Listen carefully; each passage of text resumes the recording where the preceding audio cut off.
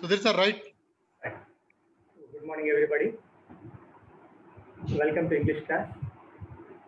Today, we are going to start the first unit, personality development. So, before that, our class was abruptly obstructed by the technical problems, from where we are going to start now. So, our first unit is personality development, in which we have three reading segments, that is, reading A, attitude is altitude, reading B, every success story is also a story of great failures, and C, I will do it. So now we begin our first unit, reading A, with attitude is altitude. Now let's go to the first one, face sheet. So children, you look at the pictures, and here we have three pictures, that is, and followed by a question. Do you know these people? What is their speciality? You find three pictures on this screen. And have you identified? Have you ever watched? Have you ever saw? Have you ever seen about these great personalities on TVs or in some newspapers or somewhere else? Can you identify? Now, yes, you're right. They are Helen Keller, Stephen Hawking, and Sudha Chandran, respectively. So, have you got any details about these great personalities? Yes. Helen Keller is a deaf and blind person. She is a world famous speaker and author. And the speciality about her is she campaigned for the women's suffrage, that means voting, and for the labor rights. What a great personality. Until the next one is about Stephen Hawking. We know all about him. He is a great scientist. But have you ever witnessed his disability, the physical disability that he faced, the obstructions that he faced? Yes, he had a rare disease, that is amyotrophic lateral sclerosis, known as ALS, in which a person is unable to control his organs. But that did not stop him from reaching into greater heights. Hawking researched on black holes and discovered Hawking radiation. He worked as a professor at Oxford University, and that is his greatness.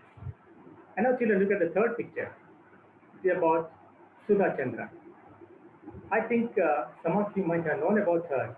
You might have witnessed about her on TV shows, in reality shows, as a judge, as a participant, in some of the serials in which she acted. Yes. But unfortunately, she lost her right leg in an accident. But she practiced Bharatanatyam with an artificial limb, that is Jaipur foot, which was developed by Dr. Pramod Sethi in Jaipur. But not disheartened, not distressed by her disability, after having fixed with the artificial limb, she gave many classical performances across the world, and she won the millions of the audience.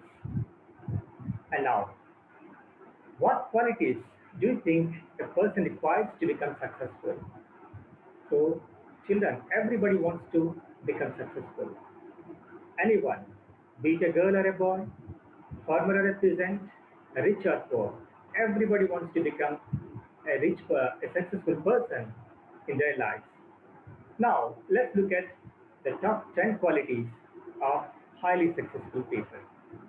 Yes, and the first one is ambition. See, if you have a good ambition, strong ambition in your mind, that will definitely lead to a great achievement. So, successful people are always ambitious. And next quality is willpower.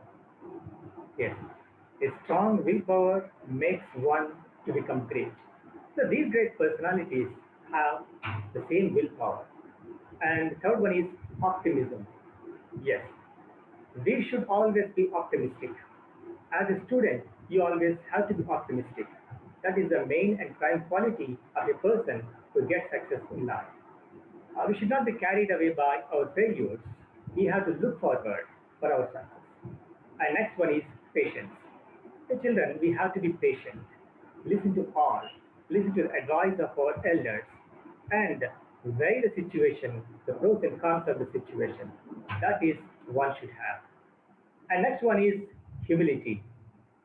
Humility means that is to be simple. So successful people are always has this quality. They always have the same quality, humility. So that makes one great, and that definitely takes a person to the greater heights. And next quality is passion.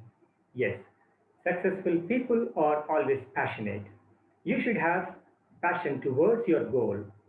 As a student, your ambition, your passion is to become a successful student, a great student, to achieve great GPA in examinations. So that is a passion everybody should have. And next one is self-confidence. Yes, we must be self-confident. We have to be confident, should be confident. Because if we are not confident, we can't get good results. In examinations, in your performance, in your interaction, at the time of your interviews, we must be confident. And next one is desire. Yes, you should have a burning desire to reach to greater heights.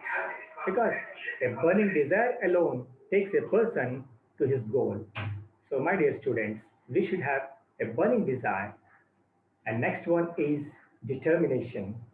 Yes, this is one of the best qualities one should possess.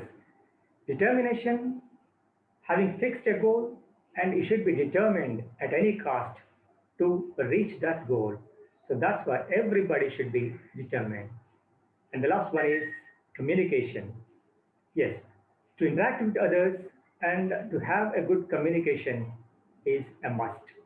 So that's why communication is one of the most and foremost skills of a great people, highly successful people.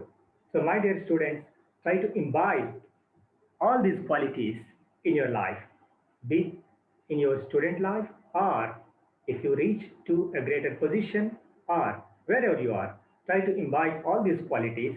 That makes you definitely a successful person. The next one,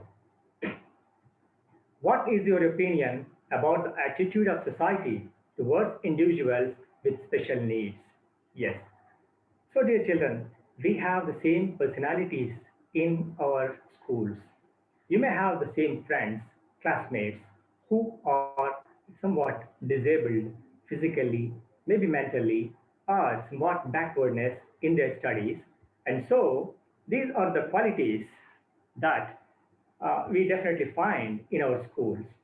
So, my dear children, so how do people treat? How do you treat your friends who are disabled, who are physically unable? And that is mostly the physically disabled are insulted. You definitely uh, observe this point because unknowingly but accidentally, you call it a friendly, we definitely insult the people who are disabled. And some of them make fun. Some students make fun of their friends, classmates who are disabled. And somebody feels that those disabled are less capable, that they can't do the things as such as the people or who are healthy can do. And some of the students and friends humiliate. That's the biggest drawback. They humiliate them. So these are the attitudes and opinions about about the people who are disabled. Society definitely always tries to mock the people. They tease them, they bully them. So in some cases it happens accidentally. But my dear students, I want to point one thing that is so don't treat these as disabled. They are not disabled, but they are differently abled. Because why I use this term differently able? Because they do the same things what we do, but they do in a different way. So don't mock them, don't make fun of them, don't insult them, don't humiliate them, because they are also able but differently able. Now, Right. So look at the common points. So now we have found in our face sheet Helen Keller, Stephen Hawking, and Sudha Chandran. So all these great personalities have the same quality which is common in them, and all these are successful. That is also common. The common features that they have are they are disabled, that means they are physically challenged, they have some disability with their speech, with their eyesight, with their body parts, and with their physical inability. But they are successful. Why? Why are they successful? Because because of their attitude. The attitude alone made them successful personalities.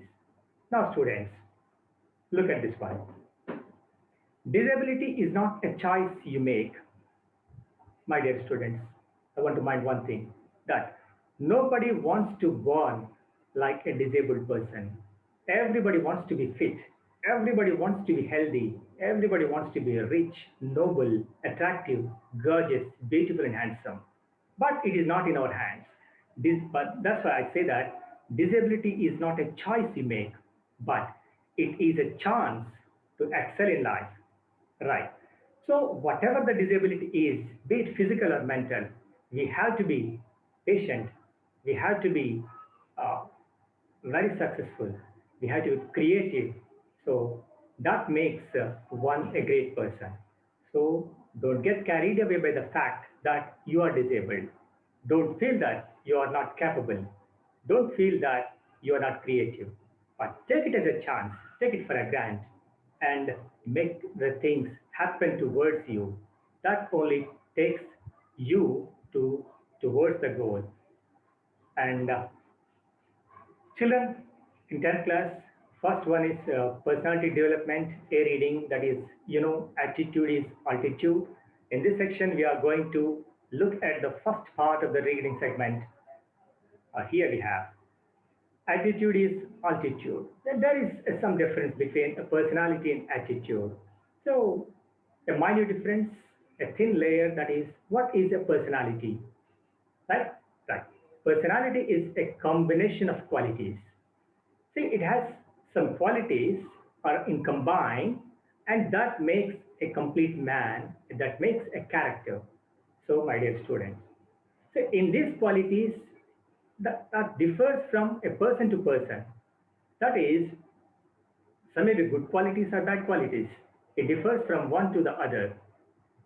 So a person has some qualities like patience, endurance, noble attitude, noble behavior, and having understood all these situations and helping others, being honest. All these things include, they make a person that makes his personality. It's not a physique.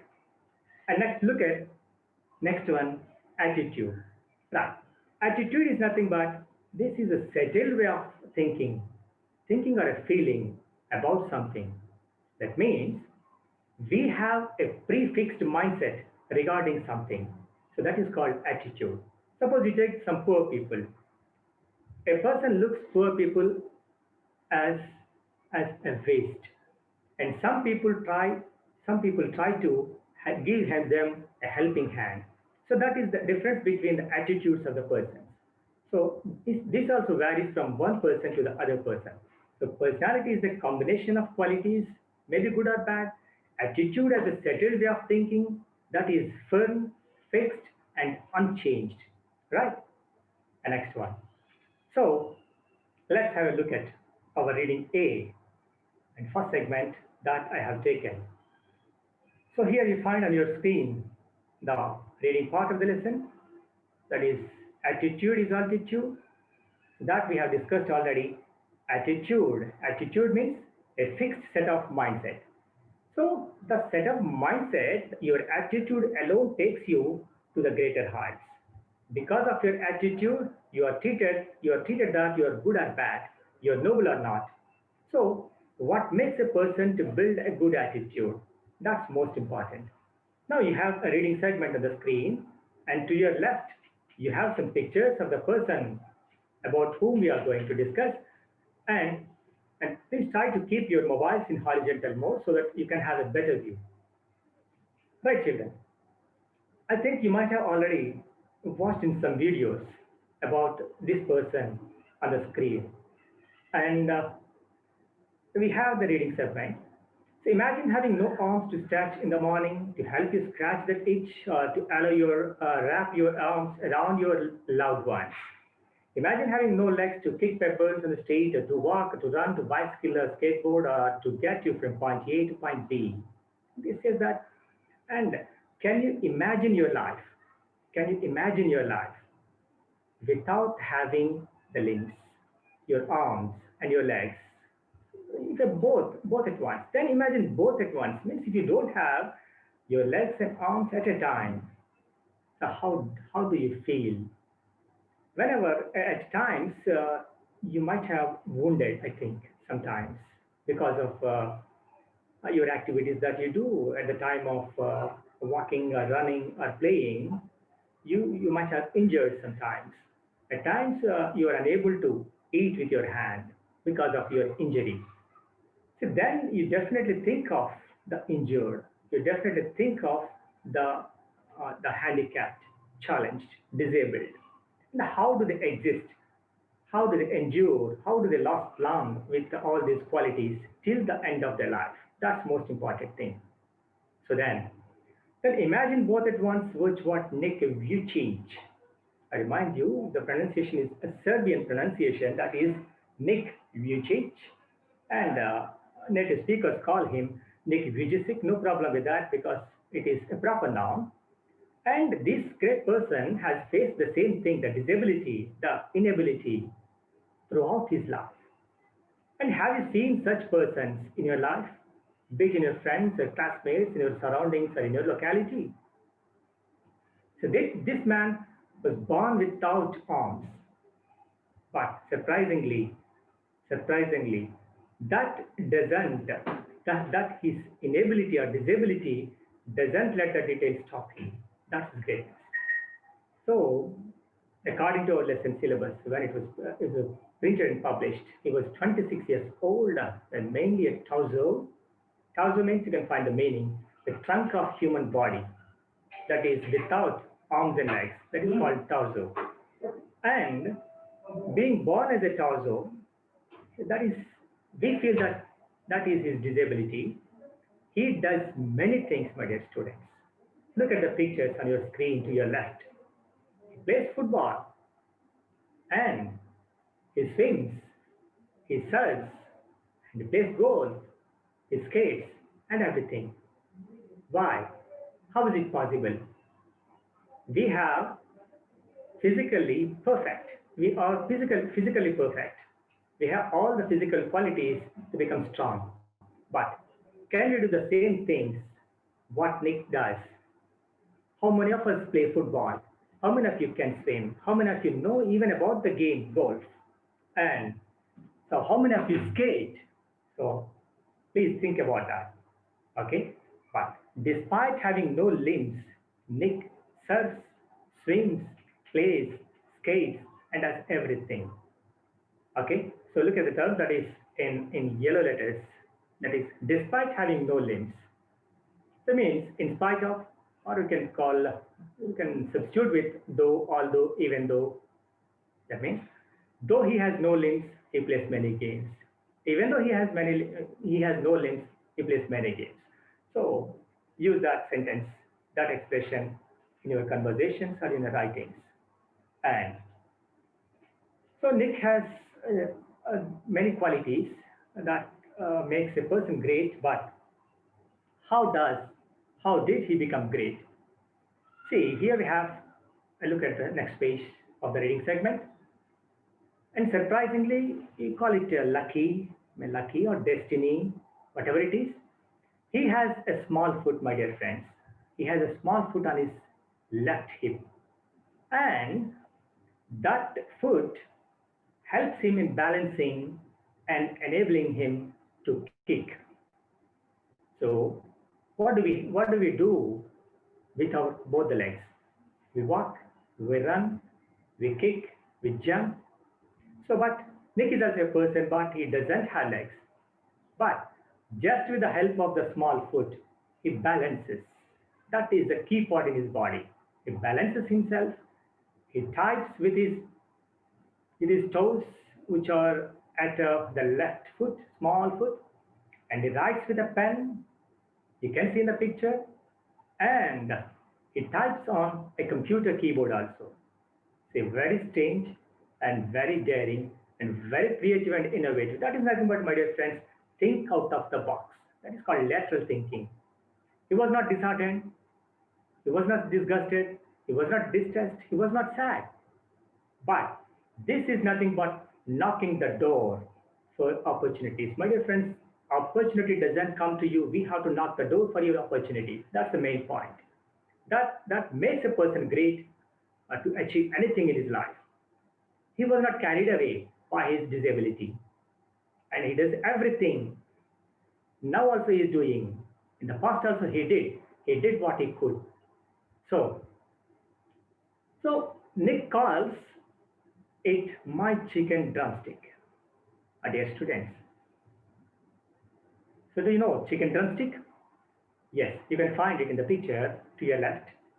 And it was circled with green color, that is at his left hip, a small foot at his left hip, and he called that small foot a chicken drumstick. See, see how delicious, how beautiful it looks. Chicken drumstick. Yes. Have you ever eaten? See, what is the comparison? What comparison? Why did Nick make that comparison? Nick called his left foot a chicken drumstick. Why? Why did he say so? Because to make fun of his situation. It shows us that Nick is funny. Sometimes he takes the things on a greater light way, on a light note. That means it shows that he was not disheartened at all. So that's why it was funny and joke. And in a joking manner, he called it was his chicken drumstick. But I remind you one thing that it is the crucial part in his body. That's why, because he does many things with that small foot. Okay, actually, he was born in Melbourne, Australia, but he settled in the US. And he said about his left foot, I would be lost. I would be lost without it. Yes, a good expression will be useful in your conversations or speeches or in your examination point of view. So please remind that thing. I would be lost without it. It refers to here the small foot, and he would be lost means he will be no more. And next one, take the reading segment. He's very modest, but he gets marriage proposals. Do you think of his marriage even? He is handicapped, but did he get any proposals regarding his marriage? Yes, he was waiting for the right girl to marry. My dear students, you can look at the picture.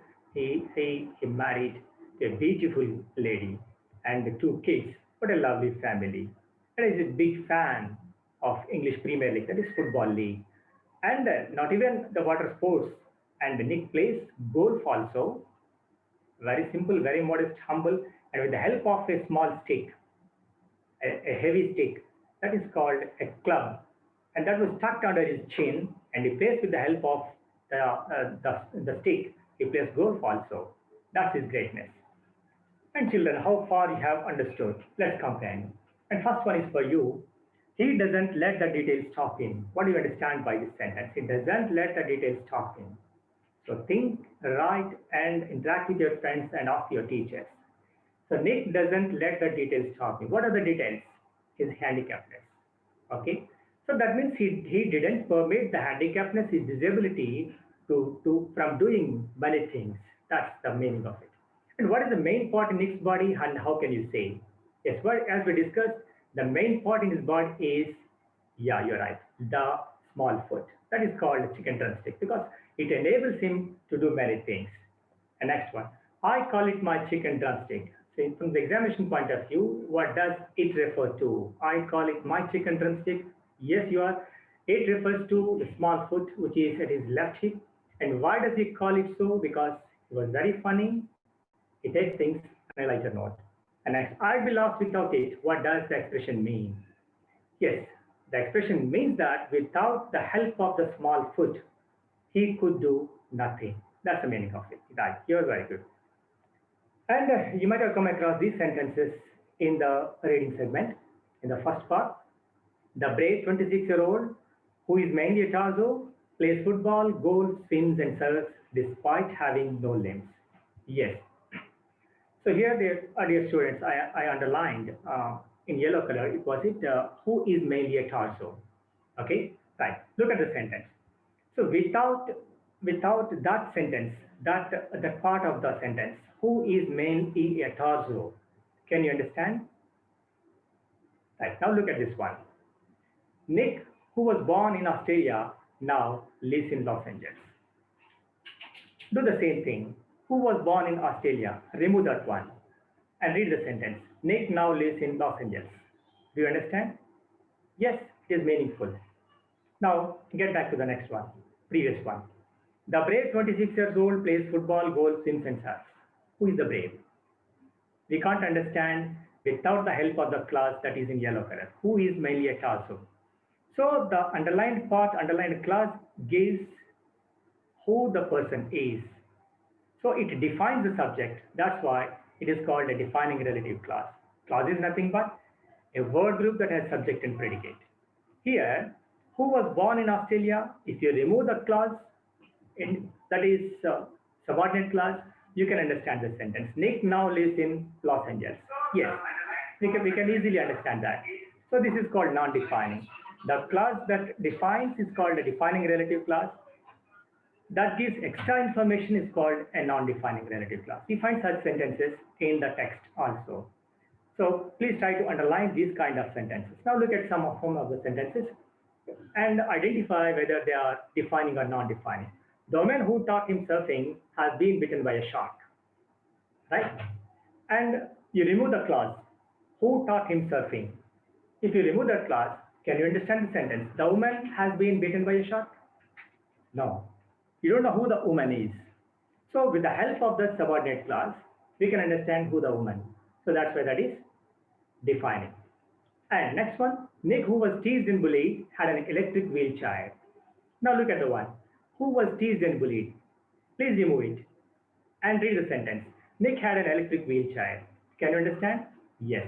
But who was teased and bullied gives the additional information about the subject, that is Nick. So this is non-defining. And one more difference is it, non-defining relative clause is kept between commas or hyphens. And try to identify a third and fourth one and clear your doubts with your teacher. And let's have a look at a biography. Okay? Because we are given at the end of this reading segment A, you are asked to write the biography of Stephen Hawking. So how to write a biography? So first of all, we get to know about the details of a person, and we have to present the ideas relevantly, and we have to organize the data, interpret means think, and reflect, and tell your opinion about that, and cohere, that means coherence using the cohesive devices, means linkage between the sentences. So keeping all the points in your mind, you have to write the biography. How? So let's have a look at, keep the textbook with you always when you are before the system or before the phone at the time of your class. And that is, hints are given at the page number 12 of textbook. And remember, so I tell you that how to write a biography in an easy mode and the mistakes you often make, because unknowingly we use some terms which are unnecessary, or you call it excess words like that. So very simple thing is try to identify the words from the given hints and take the subject. So that means you are going to write about Stephen Hawking, right? Stephen Hawking is a common. And instead of that, we use for the next third, fourth, second sentences, all these things that is substituted with the pronoun he. So take that Stephen Hawking, it's common, in the past was born, and take the remaining words in the past form. Okay, joined, simple. Stephen Hawking joined, followed by the word. That means in a school, he studied, and he got, and he received, he occupied, he married too, he discovered many things, he achieved and he won awards, he contributed a lot to the science, he died in the year, or he died at the age of. So like that, other words gives you extra information that you want to make the things in the place of object or complements. So keep in mind about always that the words that you write in the middle after the subject, those must be always in simple fast. Okay, try to write the biography with the help of the hints given at the page number 12 of your textbook, and get the biography corrected with the help of your teacher. So, and thank you very much for this class. And I remind you one more thing before the conclusion. And keep your textbooks and classworks with you, and get ready with the reading segment 2 for tomorrow, for the next class. And underline the unfamiliar words or unfamiliar expressions, and try to know the meanings of the expressions and the meanings with the help of your teacher or with the help of your dictionary also. Okay, thank you very much.